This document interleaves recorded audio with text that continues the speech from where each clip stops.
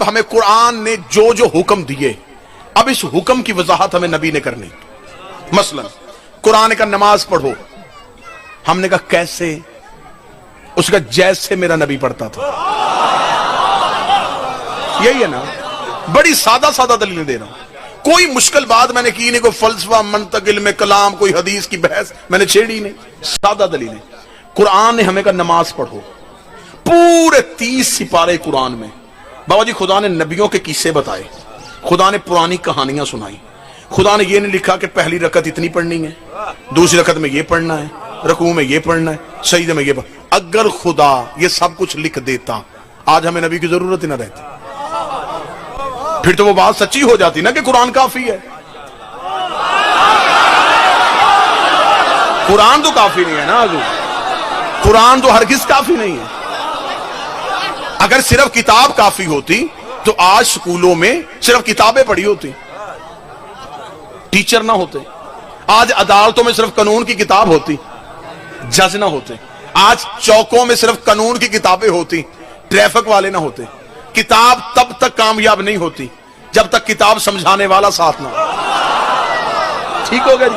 अब खुदा ने हमें कहा नमाज पढ़ो, हमने कहा कैसे? फरमाया जैसे मेरा नबी पढ़ता था। अब हम आए 1400 साल के बाद, हमारा क्या कसूर है? हमने कुरान खोला, उसका नमाज पढ़ो, हमने कहा कैसे? उसका जैसे मेरा नबी पढ़ता था। अब ये जैसे कौन समझाएगा? इतनी आसान बात करूंगा कि बच्चे भी यहां से खाली ना जाए। अब ये जो जैसे नबी पढ़ता था, ये जैसे कौन बताएगा? हम बाद में पैदा हुए हैं, इसमें हमारा क्या कसूर है? अब ये जैसे पूछने के लिए हमें नबी के दौर में वापस जाना पड़ेगा। अब हमें उनसे पूछना पड़ेगा जिन्होंने नबी को पढ़ते देखा है। ठीक है, अब हमें उनकी तरफ जाना पड़ेगा। ठीक है, एक फिरका यहां हाथ बांध के नमाज पढ़े, ऐसा ही है, एक यहां, एक नाव के नीचे, एक खोल के। ये वाले कहते हैं कि ये नमाज ठीक है, ये कह रहे हैं ये नमाज ठीक है, ये कह रहे हैं ये नमाज ठीक है, ये कह रहे हैं ये नमाज ठीक है। अब ये फर्क क्यों आया है? बिल्कुल इत्तेहाद बैनुल मुस्लिमीन को मद्देनजर रख के तकरीर हो गई। ये फर्क क्यों आया है? माजल्ला सुम्मा माजल्ला, ऐसा तो हरगिज नहीं हो सकता कि नबी नमाज दिन में मुख्तलिफ तरीकों से पढ़ते हो, ऐसा तो नहीं हुआ। रिसालत माब ने एक तरीके से पढ़ी, पंचायती बंदे बैठे हो, मुझे नतीजा निकाल के देना। जो काम दिन में नबी 5 दफा करते थे, उम्मत को अभी तक वो याद नहीं हुआ।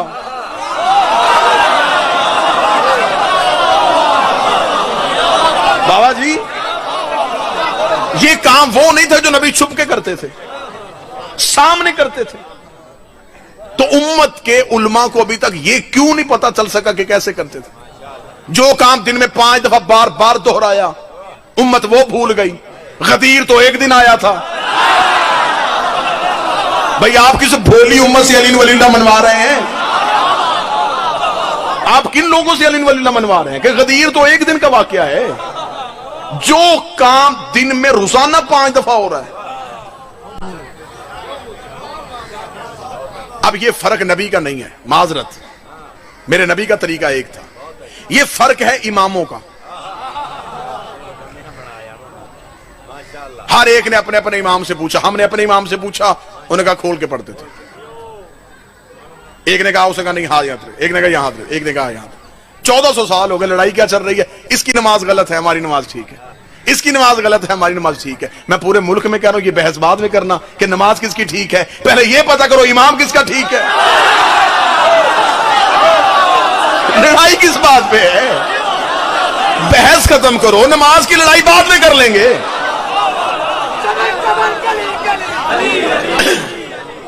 इसकी ना बेस बढ़ा दे,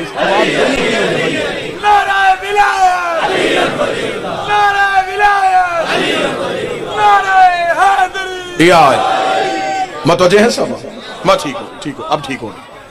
ये बहस बाद में करेंगे कि नमाज के पहले तय करते हैं इमाम किसका ठीक। मेरे बुजुर्ग तशरीफ फरमा है, देग से एक दाना छका जाता है, वो पूरी देग का जायका बता देता है। इमाम ही से पता चल जाएगा कि मानने वाले कैसे।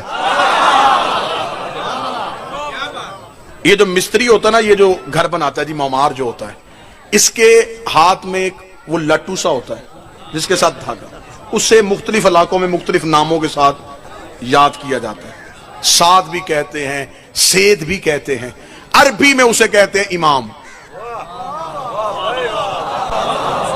ہاں ہاں، اسے عربی میں آپ ڈکشنری اٹھا کر اسے امام کہتے ہیں کہ وہ سیدھا آپ کو دکھائے گا کہ بنیاد کے بعد ہمارا ٹھیک بن رہی ہے.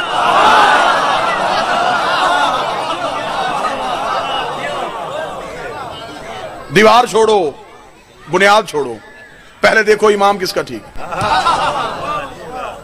میں کسی کے امام پہ بحث کرنے نہیں آیا کہ میں اپنا امام سچا کروا کے باقی جھوٹے کرواؤں.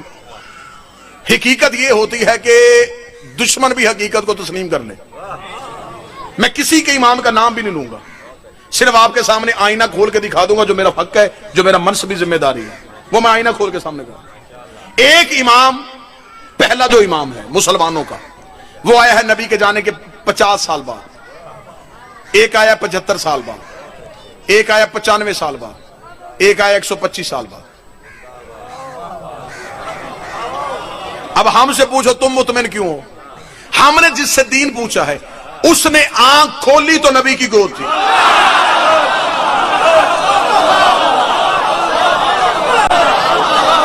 ٹھیک ہوگا. اب اس سے آگے چلے جاتے ہیں. اچھے قبیلے خاندان وہ ہوتے ہیں جو چار دیواری میں باتوں کو حل کر لیں، بحث نہیں کرتے، لڑائی نہیں کرتے. گالی گولی ہمیشہ وہاں نکلتی ہے جہاں دلیل نہ ہو. جاہل کا کام ہے لڑنا جھگڑنا. جب دلیل ہو تو آپ اچھے طریقے سے بات طے کر سکتے ہیں، اگلی دلیل دیتے ہیں. ہمیں جانا ہے نبی کی زندگی میں. موضوع پسند ہے یا نہیں ہے جی؟ ہمیں جانا ہے نبی کی زندگی میں. اب نبی کی زندگی میں 3 طرح کے طبقے ہیں جو ہمیں نبی کی زندگی کے بارے میں بتا سکتے ہیں کہ نبی نماز کیسے پڑھتے تھے، نبی روزہ کس وقت سحری کرتے تھے، افطاری کس وقت کرتے تھے، کھانا کس ہاتھ سے کھاتے تھے، لباس کیسے پہنتے تھے، چلتے کیسے تھے. اب ہمیں نبی کی زندگی کی پوری سیرت لینی ہے، صرف نماز تو نہیں لینی نا، پوری سیرت لینی ہے. اب پوری سیرت ہمیں 3 طبقے دے سکتے ہیں. نبی کے جاگنے سے سونے تک یہ سیرت ہمیں 3 طبقے دیں گے. پہلی اہل بیت، صحابہ، نبی کی بیویاں. 3 طبقے ہیں جنہوں نے نبی کے ساتھ وقت گزارا. ہم شیعہ صرف اہل بیت سے پوچھتے ہیں. ہمارے ہاں جتنی بھی روایات آتی ہیں، احادیث آتی ہیں، ہم سوائے امام کے کسی سے نہیں لیتے. میرے اہل سنت بھائی ہم سے کہتے ہیں کہ نہیں، صرف اہل بیت سے نہیں، صحابہ سے بھی دین پوچھا جا سکتا ہے. اس لیے انہوں نے سیاستہ میں زیادہ تر روایات جو ہے وہ صحابہ سے نقل کی. ٹھیک ہے، ان کا اپنا دین ہے، انہیں مبارک. لیکن میں اس نظریے میں ایک بات ضرور آپ سے کہوں گا، اگر آپ صحابہ سے دین لیں گے تو آپ کی ایک مجبوری بنے گی. صحابی آپ کو وہی دین دیں گے جو نبی کے گھر کے باہر تھا.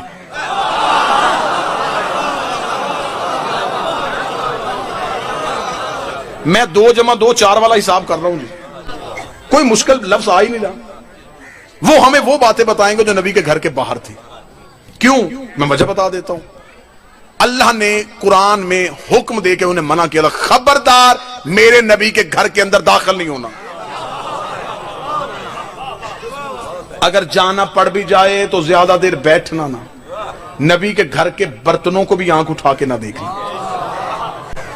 اب اگر ہم صحابہ اکرام رضوان اللہ علیہم اجمعین سے پوچھیں گے تو یہ ہمیں گھر کے باہر کی باتیں بتائیں گے، اندر والی سیرت پھر ادھوری رہ جائے گی. اب اگر ہم کہیں گے ہم نبی کی بیویوں سے پوچھیں گے تو وہ صرف اندر کی باتیں بتائیں گی، کیونکہ انہیں قرآن نے منع کیا ہوا ہے کہ باہر نہیں آنا.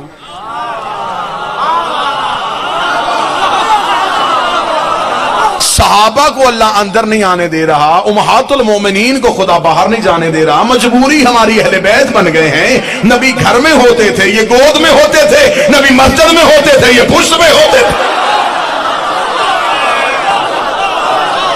انہوں نے ایک لمحہ بھی نبی کو چھوڑا ہی نہیں. تو جو گھر کے اندر بھی نبی کے ساتھ تھے، باہر بھی نبی کے ساتھ تھے، میرا خیال ہے کہ بہتر دین ہمیں یہ دے سکتا. مرحلہ دوسرا مرحلہ، ٹھیک ہے ہم پوچھ لیتے ہیں صحابہ سے، لیکن کوئی مولوی مجھے قرآن کے حاشیے پہ لکھ کے دے دے کہ صحابی معصوم ہوتا ہے.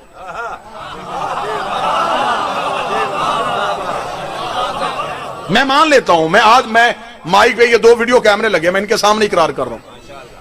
میرا کلپ بناؤ پوری دنیا میں پھیلا دو کہ میں صحابہ سے دین لینا شروع کر دوں گا، کوئی مولوی قرآن کے حاشیے پہ لکھ کے دے کہ صحابی معصوم عن الخطا ہوتے ہیں، ان سے غلطی نہیں ہوتی، وہ بالکل عصمت کے درجے پہ فائز ہوتے ہیں۔ اگر آپ کہتے کہ صحابی معصوم نہیں ہوتے، باعزت ہیں، ان کی عزت ہے، ان کا احترام ہے، لیکن وہ معصوم نہیں ہے۔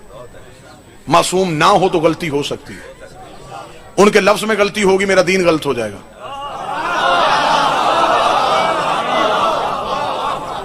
کیا کروں میں اپنا دین تو غلط نہیں کروا سکتا نا جی۔ میں ابھی آپ کے سامنے مثال دیتا ہوں، بات کھل کے سامنے آ جائے گی۔ جب میں پنڈال میں آیا اس وقت اتنا مجمع نہیں تھا، میں آ کے بیٹھ گیا، مجمع اتنا نہیں تھا، میں نے مجلس شروع کی، کچھ صاحبان میرے ساتھ پنڈال میں ہے، کچھ میرے بعد آئے۔ میری مجلس کے 10 منٹ بعد جو بندہ آ کے پیچھے بیٹھا ہے اسے نہیں پتا میں نے پہلے 10 منٹ کیا پڑھا۔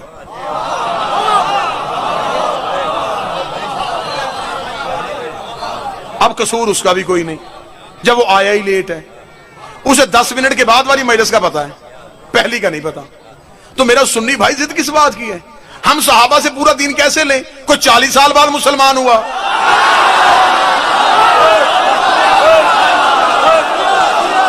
کوئی 45 سال بعد ہوا، کوئی 60 سال بعد ہوا، وہ ہمیں اس سے اگلا دین تو دے سکتے ہیں، پچھلا کون دے گا؟ پچھلا دین ہم کہاں سے لیں گے؟ اس سے آگے چل سکتے ہیں۔ میں ابھی یہاں پہ تقریر کروں، 45-50 منٹ گفتگو کرنے کے بعد میں فوراً چپ ہو کے مائک میں اعلان کروں جتنی میں نے 50 منٹ تقریر کی ہے، میرے مجمع سے کوئی ایک بندہ اٹھے جو مجھے لفظ ب لفظ سنائے، ایسا ہو سکتا ہے؟ میں کہوں گا نہ لفظ بدلنے چاہیے، نہ ترتیب بدلنی چاہیے، نہ روانی بدلنی چاہیے، وہی الفاظ ہونے چاہیے، وہی جملوں کی ترتیب ہونی چاہیے، کوئی ایک اٹھے، ایسا ہو سکتا ہے؟ میں کہوں چلے میں وقت دیتا ہوں، میں 2-3-4 گھنٹے میں بیٹھ جاتا ہوں ڈیرے پہ، سارا مجمع اکٹھا ہو کے ایک ایک جملہ اکٹھا کرے، میری 50 منٹ کی تقریر واپس کر دیں، نہیں ہو سکتا۔ اتنا جدید دور ہے جہاں انسان ترقی کے کہاں کہاں کے زینے طے کر گیا ہے، لیکن وہاں بھی ابھی تک یہ ممکن نہیں ہو سکا کہ لفظوں کو فوراً ذہن محفوظ کر لے۔ اب مجھے نہیں پتا کہ باتیں تو صرف دلیلیں ہوتی ہیں جن سے بندوں نے سمجھنا ہوتا ہے، اینٹوں کے ساتھ تو انسان نہیں حیوان ہی سمجھ سکتا ہے۔ دلیل میں آپ کے سامنے پوری دے رہا ہوں۔ میری 50 منٹ کی تقریر اتنا پڑھا لکھا مجمع فوراً بھول گیا، نبی کی 23 سال کی تبلیغ چند دن پہلے بدھ چھوڑنے والے بندوں کو یاد کیسے ہو سکتا؟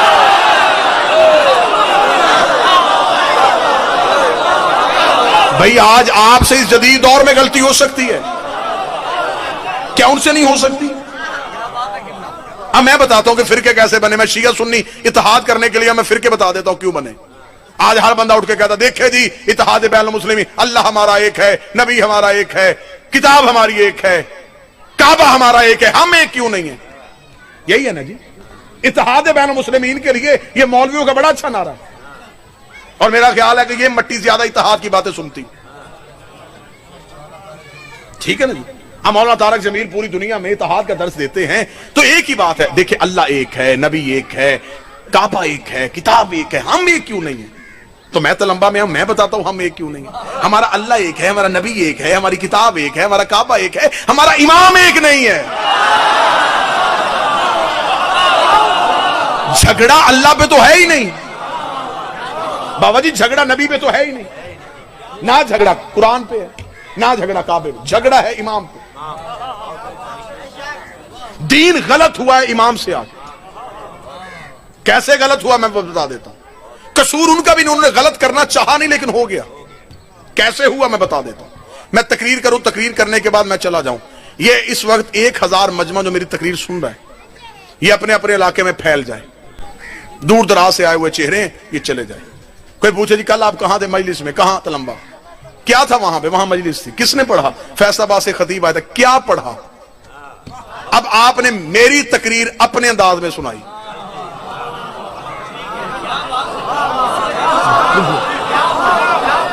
میں تو پورا طریقہ آپریشن کر کے آپ کے سامنے رکھ دیا۔ میں نے تقریر میری تھی، سنائی آپ نے۔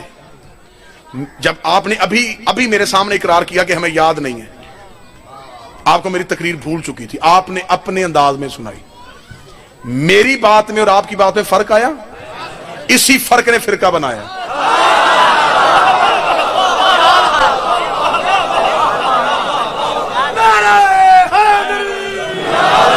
جب رسالت مآب کی بارگاہ میں بیٹھے سنا پورا یاد نہیں ہوا, آگے جب روایت کی تو غلطی آ گئی. تقریر میں نے ایک کی تھی, 1000 تقریر ہو گئی میری. یہ تقریر 1000 حصوں میں تقسیم کیوں ہوئی؟ میں نے تو ایک کی تھی. جتنے راوی بدلتے گئے اتنی تقریر بدلتی گئی. آپ نے جس کو سنائی آپ نے تو بالکل مجھ سے سنی تھی نا, تو الفاظ میں 19-20 کا فرق آ گیا, نتیجے میں فرق آ گیا. لیکن جس نے آپ سے سنی اسے جب آگے سنائی تو اور بدل دی, اس نے آگے سنائی تو اور بدل دی. 7واں بندہ نہیں آیا اور تقریر بالکل ختم ہو گئی. میں غلط تو نہیں کہہ رہا جی؟ ہم تک دین آیا 1400 سال کے بعد. اب دیکھو 1400 سال میں کتنے مرحلے آئے. صحابی نے دی تابعی کو, تابعی نے دی تبا تابعی کو, تبا تابعی نے آگے امام تک پہنچائی, امام نے آگے محدث کو دے دی, محدث نے آگے راوی کو دے دی. کتنا فرق آ گیا. دین ہم تک تو آتے آتے بدل گیا. وہ دین تو رہا ہی نہ جو تھا. اب آپ مجھ پہ سوال کریں گے جی اطمینان کہاں سے ملے گا؟ اطمینان ایسا دوں گا تسلی آپ کے دلوں میں ہو جائے گا. اطمینان کہاں سے ہوگا؟ اب شیعہ سنی مجھ سے پوچھو, آپ ایک لمحے کے لیے پریشان ہو گئے اس لیے کہ اس نے تو پوری کی پوری لائن ہی بدل دی ہے کہ ہمارے پاس تو دین ہے ہی نہیں. اب میں بتاؤں گا اطمینان کیسے ہے. اطمینان بھی اتنا اچھا دلواؤں گا کہ آپ کہیں گے واقعتاً یہ اطمینان ہے. میں نے ابھی کہا کہ یہ مجمع بھول گیا, آپ نے آگے سنائی, آگے آگے آگے آگے آگے فرق آ گیا اور بات ختم ہو گئی. ٹھیک ہو گیا جی. میں مجلس پڑھ رہا ہوں, یہ سامنے ایک بچہ نوجوان ہے, اس کے ہاتھ میں موبائل فون ہے, یہ میری گفتگو کو ریکارڈ کر رہا ہے. آپ بھول سکتے ہیں,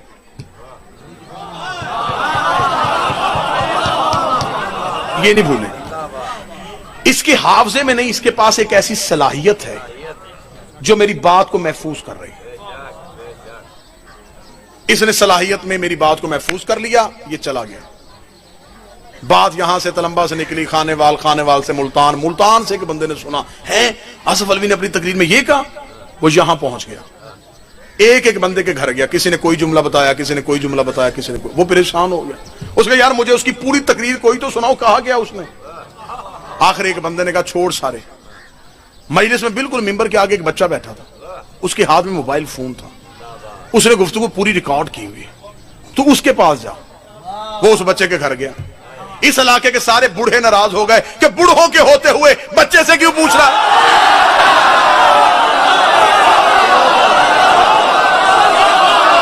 بادشاہ حسین ان ہاتھوں کو سلامت رکھ کہ اتنے سینئر لوگ موجود تھے, ایسے عزت والے بندے اکٹھے کیے تھے ہم نے, ان کے ہوتے ہوئے.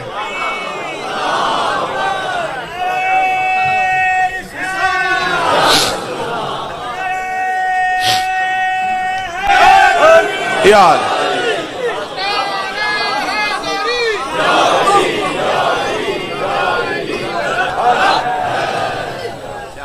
تو قصور کس کا ہے بھئی؟ آپ کے پاس ذہن میں, آپ کے حافظے میں نہیں تھی, اس کے صلاحیت میں. اس نے اپنی صلاحیت کو محفوظ کر لیا, نتیجہ بڑا خوبصورت آنے لگا. بابا جی دعا لینے لگا. 25 سال تک اس نے اپنے موبائل فون کو محفوظ رکھا. کسی کو 25 سال کے بعد ضرورت پڑی, اس نے یہ بٹن لگا کے آن کیا. میں ایسے ہی بولنا شروع کر دیا جیسے اب بول رہا ہوں. نہ لفظ بدلے, نہ لہجہ بدلا, نہ جملے بدلے, نہ ترتیب بدلی, نہ روانی بدلی. میرا سنی بھائی قرآن لے آؤ ممبر پہ, میرے سر پہ رکھو. ہم نے تم سنیوں کی ضد میں علی کو نہیں مانا, ہماری مجبوری ہے علی کو ماننا. اس لیے کہ نبوت بول رہی تھی, امامت محفوظ کر رہی تھی.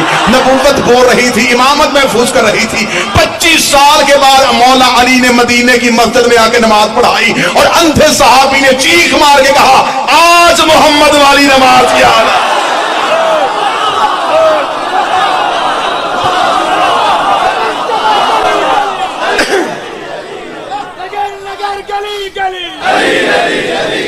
علی کا طرز زندگی منافقت کی موت ہے. نعرہ ولایت, نعرہ ولایت,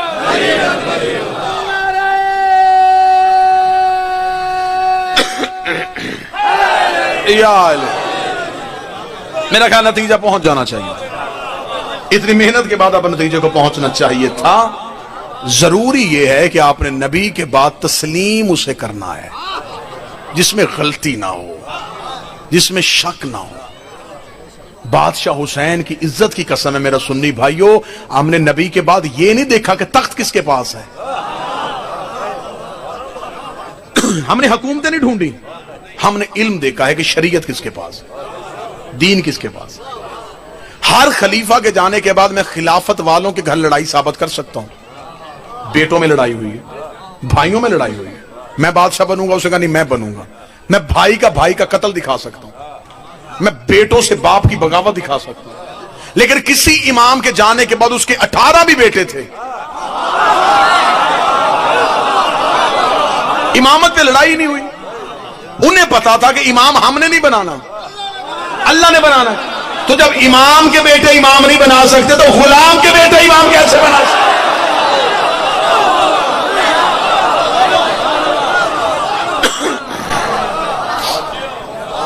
اب آپ نے کہا ہے کہ دیکھیں جی ہم نے مولا علی کو تو ہم سنی بھی مانتے ہیں، آپ شیعہ کو زیادہ تو نہیں مانتے، میں کہتا ہوں آپ مانتے ہیں، لیکن اللہ نے صرف ماننے کا نہیں کہا، تسلیم کرنا ہے۔ آپ بھی میرا سنی بھائی، آپ کی نماز بھی بغیر درود کے نہیں ہوتی، اور اذان سے پہلے آپ درود صحابہ پہ ازواج پہ بھیج سکتے ہیں، نماز پہ نہیں بھیج سکتے۔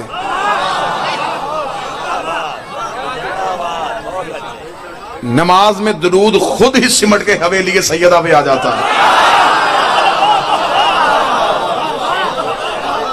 درود صرف خاندان رسول کے لیے، درود صرف معصوم کے لیے۔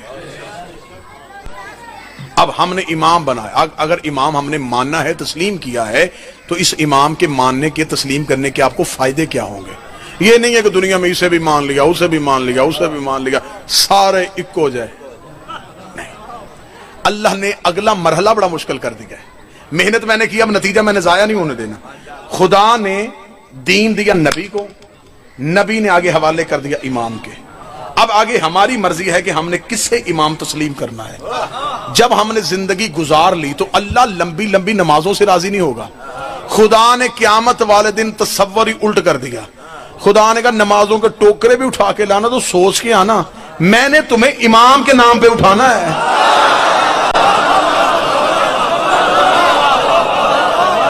بندے بالکل الٹ چکر میں ہیں، مولوی نے بالکل غلط چکر میں لگا دیا ہے کہ اللہ قیامت والے دن پہلے امال دیکھے گا، امال بعد میں دیکھے گا، پہلے امام دیکھے گا۔ جس کا امام ٹھیک ہوا امال اس کے تلنے ہیں، جس کا امام ہی ٹھیک نہیں ہوا امال کھلنے ہی نہیں۔ بھئی کھولے گا تو تب نہ اگر امام ٹھیک ہوگا۔ تو اس لیے اللہ نے کہا کہ قیامت والے دن رش نہ ہو، تو خدا نے کہا امام والا سوال قبر میں ہی پوچھ لو۔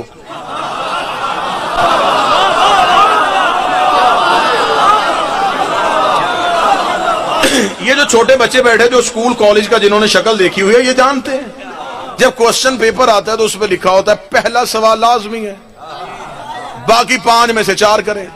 یہ قبر والا لازمی ہے، اس میں گنجائش ہے ہی نہیں۔ نماز پیچھے سے بھیجی جا سکتی ہے،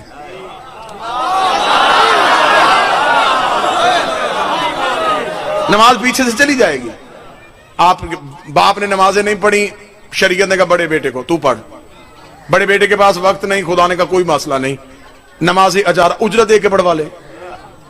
کسی مولوی کی منت کر، اسے کہ میرے باپ کی 2 سال کی نمازیں پڑھ، پیسے تو نے دینے ہیں، پڑھنی اس نے، ثواب باپ کو جائے گا۔ آخری دنوں میں والد صاحب والدہ روزہ نہیں رکھ سکے، اولاد کے ذہن میں ایک پریشان تھی، بیماری تھی، نہیں روزہ رکھ سکے، خدا نے کہا کوئی نہیں، پریشان نہیں ہونا، کسی کو رکھوا، ثواب آپ کو جائے گا۔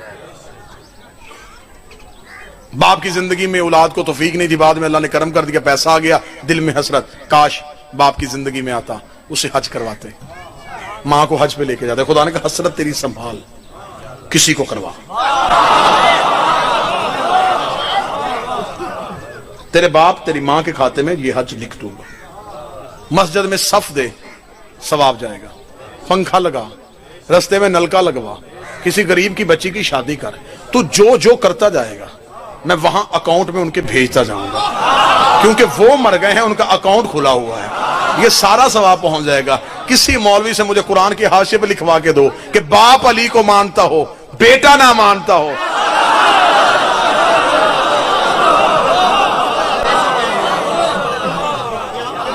امام اپنا اپنا ہے، ہر ایک نے اپنی قبر میں اپنے امام کا حساب دینا ہے۔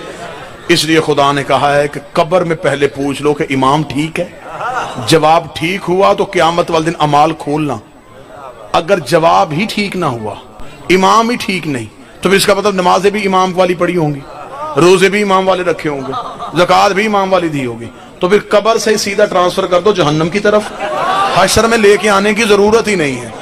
میدان محشر میں وہی کھڑا ہوگا جس کا امام اچھا ہے۔ اب پتا چلا کہ ہم مرنے کے بعد قبر میں کاندھے پڑ کے سن بھی سمجھ بھی، اسمع افہم، سن سمجھ۔ تھوڑی دیر بعد قبر میں فرشتے آئیں گے، بول کے بتانا اللہ میرا رب ہے، محمد میرا نبی ہے، قرآن میری کتاب ہے، کعبہ میرا قبلہ ہے۔ وہ تجھ سے سوال کریں گے تیرے امام کے بارے میں، پریشان نہ ہونا، بول کے بتانا علی امام ہے، حسن امام ہے، حسین امام ہے۔ اب ایک لمحے کے لیے سنی بھائیوں سے معذرت، صرف شیعوں سے کہنے لگا ہوں، جو 2020 کے جدید شیعہ ہیں، جو روز شیعت کو بدل رہے ہیں، جو روز کہتے ہیں نئی شیعت آنی چاہیے، یہ ہونا چاہیے، یہ ہونا چاہیے، یہاں بھی علی کو نکال دینا چاہیے، یہاں سے بھی علی کو نکال دینا چاہیے۔ جب مولوی قبر کے سرحانے بیٹھ کے 12 امام پڑھنا ہوتا ہے نا، اس وقت مولوی کا گریبان پکڑ کے پوچھنا کہ زندگی میں ایک ہی گواہی نہیں دینے دیتا تھا، قبر میں 12 کی کیوں دلوا رہا؟ اگر دنیا سچے امام کو مان لیتی تو پھر اس امام کی بیٹیاں بازاروں میں نہ جاتی۔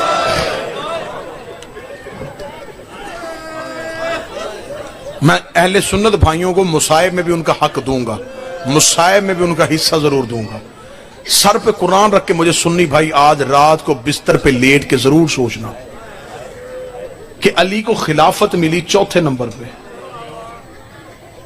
لیکن جب دین پہ قربانی دینے کا وقت آیا تو سب سے پہلے علی کی اولاد کیوں آئی؟